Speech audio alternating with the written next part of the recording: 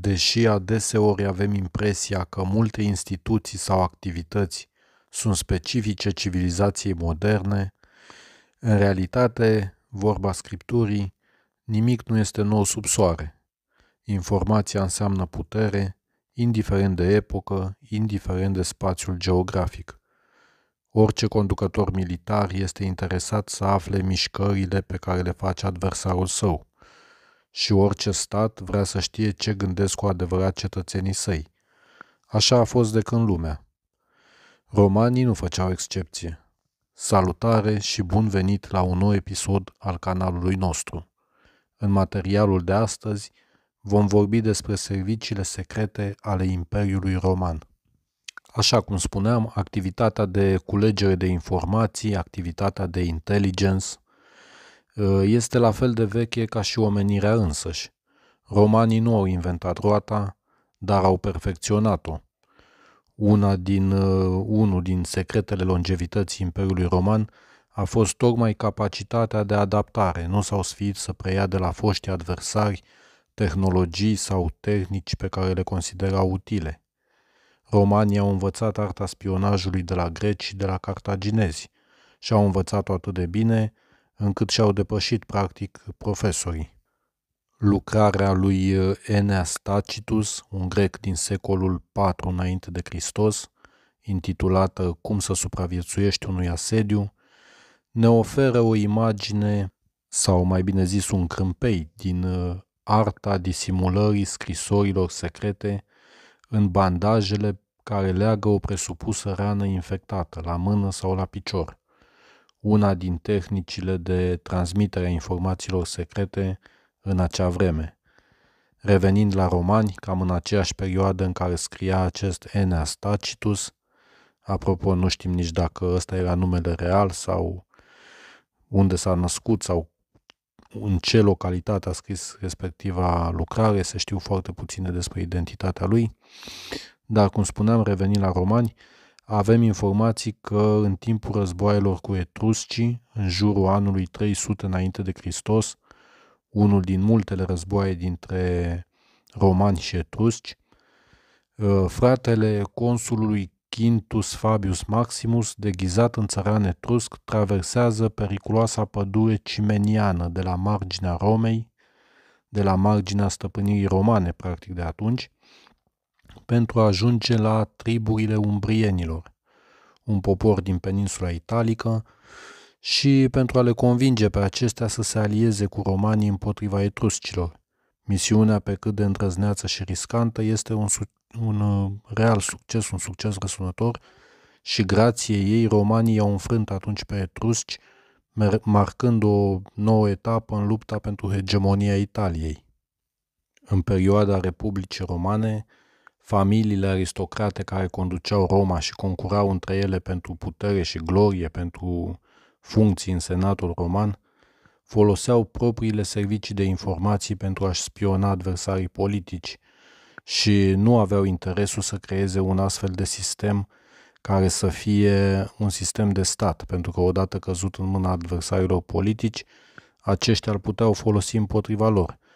Informatorii erau practic în solda unor familii bogate și erau recrutați dintre negustorii, sclavii sau prostituatele Romei și alte personaje care, prin natura activităților, intrau în contact cu multă lume și aveau acces la oamenii influenței vremii.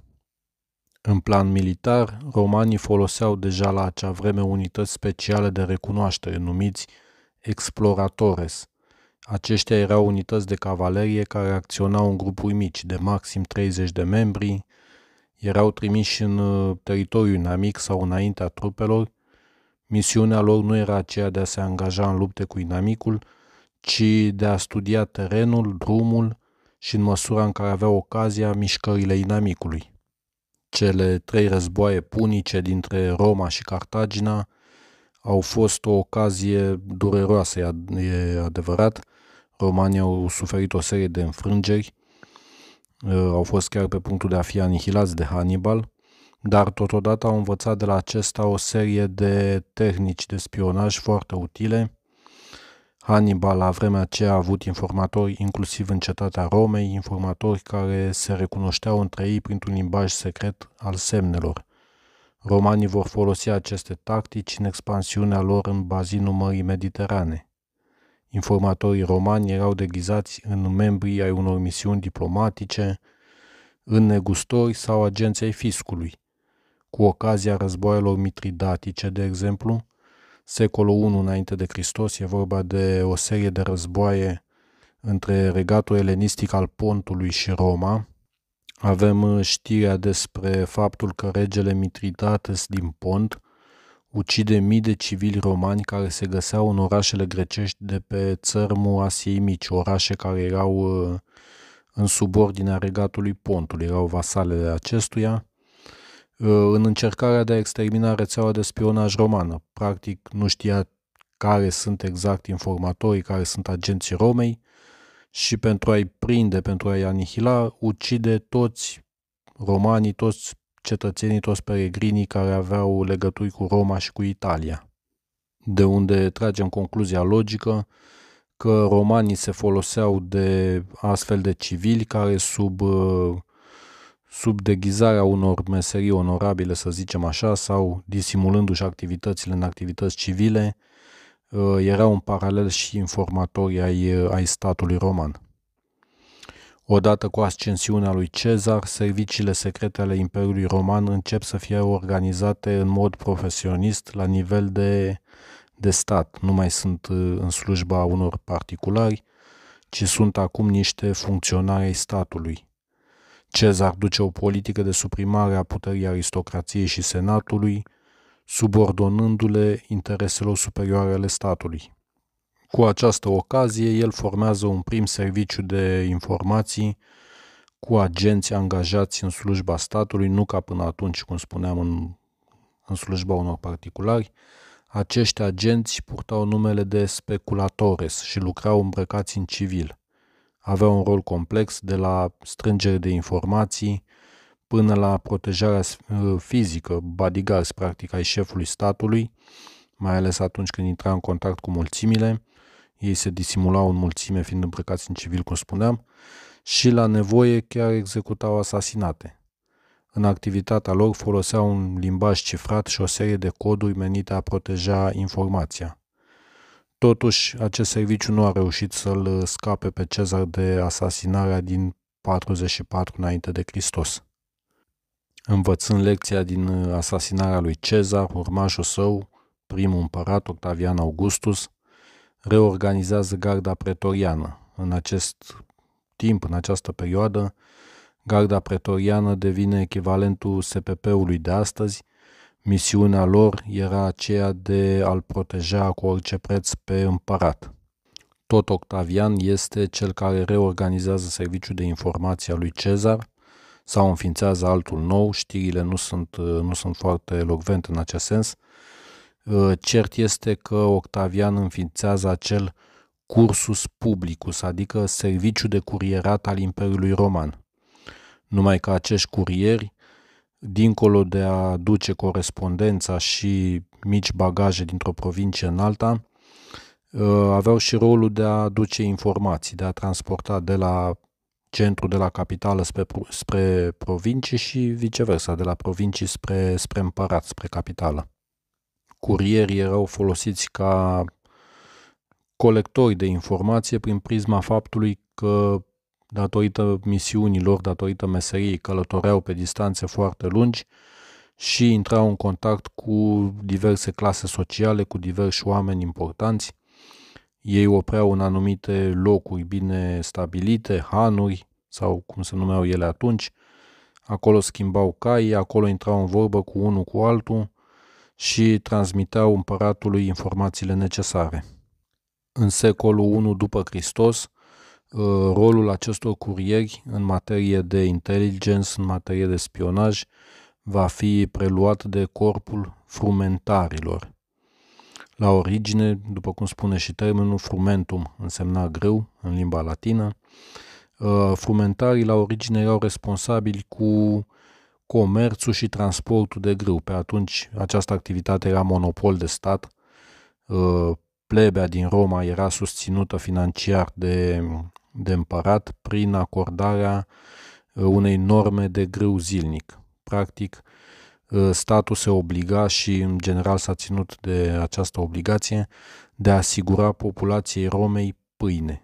De unde obțineau această pâine? Cumpărau din provincii grâu, din provinciile cu excedent de producție agricolă, în principal din Egipt. Acești plebei nu aveau pământ, practic erau, cum am spus, întreținuți de stat. Italia nu mai era suficientă. La apogeul Imperiului Roman, Roma număra 1.000.000 de locuitori, majoritatea plebei, care, cum spuneam, nu aveau pământ, deci nu desfășurau activități agricole, nu munceau, practic, erau niște asistați social, dacă vreți să le spunem așa. Italia nu era suficientă, nu producea suficient grâu pentru a-i hrăni. Mulți se vor întreba poate de ce nu producea, păi nu era mână de lucru suficientă. Astăzi italienii sunt câteva zeci de milioane cu terenuri agricole moderne. Pe vremea aceea cea mai mare parte era acoperită de păduri. În fine, nu mai intru în detalii. Cert este că Roma depindea de restul provinciilor pentru a-și aproviziona capitala cu grâu și atunci această activitate era militarizată, era bine organizată. Cum spuneam, de ea se ocupau frumentarii. Pornind de la această activitate de bază a lor, frumentarii sunt transformați în timpul dinastiei Flaviene într-un veritabil serviciu de informații. Ei apar și pe columna lui Traian, deci au fost prezenți și în Dacia. Apar reprezentați, părerea mea este că simbolic, nu desfășurau activitatea pe care ne arată columna, adică eu nu cred că mergeau la strâns snopii de grâu în platoșe și în armură, în uniformă militară, așa cum îi vedem acolo. Mesajul este unul oarecum simbolic, metaforic, adică atestă prezența lor. Faptul că se ocupau cu grâu este doar o referire la numele lor de frumentarii și la activitatea inițială. Deci sunt imortalizați în acea metopă la modul simbolic. Frumentarii erau un corp aparte de armată, ei nu participau în mod predilect la lupte cu adversarii externi, ci rolul lor era acela de a contracara adversarii interni ai Imperiului și implicit activitatea de poliție politică, fiind specializați în identificarea și lichidarea adversarilor politici ai împăratului. Avem date din primele veacuri de creștinism că frumentarii au fost implicați inclusiv în persecuțiile anticreștine din acea perioadă, așa cum reiese dintr-o serie de hagiografii și scrieri ale Sfinților Părinți. Ei erau temuți și urâți atât de către populație cât și de către armată, deoarece una din misiunile lor era aceea de a raporta împăratului inclusiv neregulile comandanților militari. Dar, așa cum se zice, puterea corupe. Frumentarii sunt implicați la începutul secolului IV într-o serie de scandaluri. Acuzele împotriva lor curg din toate părțile, deoarece fuseseră corupți, se dedaseră la corupție și dintr-o armă de lux a Imperiului Roman ajunseseră adevărate bande de criminali care se foloseau de corupție, de șantaj și de violență pentru a se îmbogăți, pentru a avansa în carieră. Ajunseseră să ceară taxe de protecție de la anumiți funcționari pe care știau corupți, pe care îi șantajau, de la proprietarii de hanuri, de la nobilime și de la alte persoane influente de la care puteau obține un venit prin astfel de mijloace. Această stare de fapt duce la desfințarea lor de către Domitian în anul 300, de către Dioclețian în anul 312. Au fost înființați de Domitian, dar au fost desfințați de Dioclețian. Dar Dioclețian renunță la frumentarii, nu și la serviciilor secrete, să zicem așa. Astfel că îi înlocuiește pe acești frumentarii cu agentes in rebus. Spre deosebire de frumentarii, aceștia la origine nu erau militari, ci erau angajați civili ai statului. Ei vor desfășura în principal tot activitatea de curieri, ca și cursus publicus, dar spre deosebire de predecesorii lor, vor avea o structură mult mai bine organizată, vor fi împărțiți în 5 divizii: equites, circitores, biarchi, centenarii și ducenarii.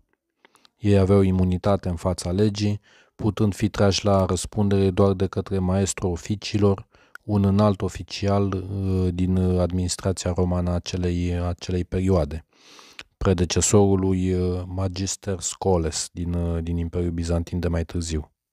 Serviciul acestor agentes in rebus era încă activ în vremea lui Justinian, deci în secolul VI, deoarece sunt pomeniți de Procopius în celebra sa lucrare Istoria secretă. Nu trebuie să vă mirați dacă aceste agenții sau servicii secrete, servicii de intelligence, cum vreți să le denumiți, erau atât de numeroase și aveau denumiri atât de diferite. Trebuie să ne gândim că Imperiul Roman a fost unul foarte longeviv, deci a avut suficient timp să adopte o variantă sau alta, să o reformeze, să o desfințeze, pe de o parte. Pe de altă parte, caracterul puterii romane era strâns legat de personalitatea împăratului, care favoriza, înființa, desfința sau modifica, așa cum am spus, un serviciu de informații, hai să nu zic după bunul plac, dar după cum îi se părea lui mai eficient. Adică era un împărat care înființa un serviciu, acesta era loial lui, venea un alt împărat, nu mai avea încredere în oamenii ăia,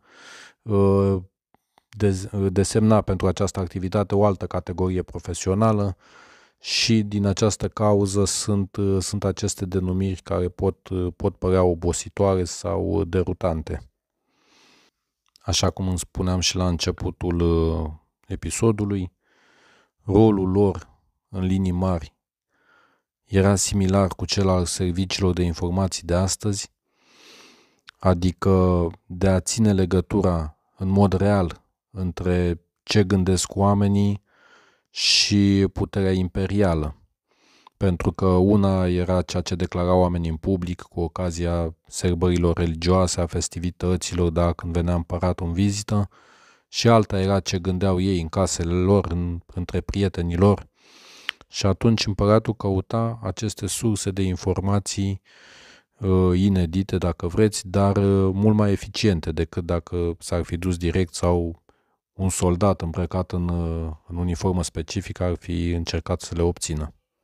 De asemenea, alte pericole împotriva cărora erau îndreptate aceste servicii erau rivalii împăratului, cei care îi vânau tronul, diversi comandanți militari, care prin prisma notorietății pe care și-o câștigau, prin prisma numărului mare de ostași care le erau fideli, da, deveneau o amenințare pentru împărat, deveneau ceea ce astăzi numim persoane publice și, desigur, pe acea vreme nu erau alegeri, da?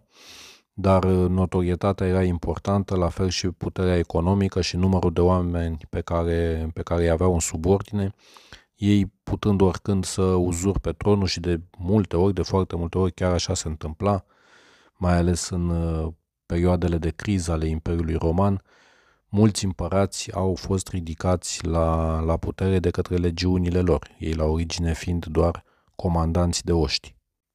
Și, bineînțeles, exista permanent și amenințarea, pericolul unor invazii barbare.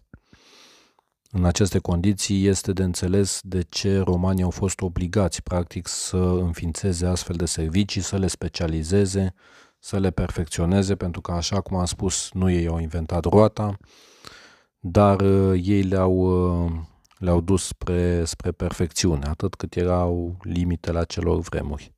Însă după perioada romană vor trece sute de ani până ce statele europene vor ajunge la acel nivel de culegere de informații. Însă, cu toate serviciile secrete, Imperiul Roman nu a putut ține piept invaziilor barbare și nici crizei care în final i-a adus sfârșitul. Sau cine știe, poate că fără ele acest sfârșit ar fi venit mult mai devreme. Probabil nu vom ști niciodată. Și totuși, în Imperiul Roman de răsărit, situația este alta, acest stat nu se prăbușește în secolul V ca fratele său din apus, ci se transformă. Prin aceste transformări radicale vor trece și serviciile secrete, însă despre inteligențul bizantin și despre folosirea clerului în misiuni diplomatice și de spionaj, vă promit că vom vorbi într-un episod viitor. Până atunci, nu uitați să vă abonați la canalul nostru dacă nu ați făcut-o deja, iar dacă aveți critici, sugestii, completări, nu ezitați să folosiți secțiunea de comentarii. La revedere și pe data viitoare!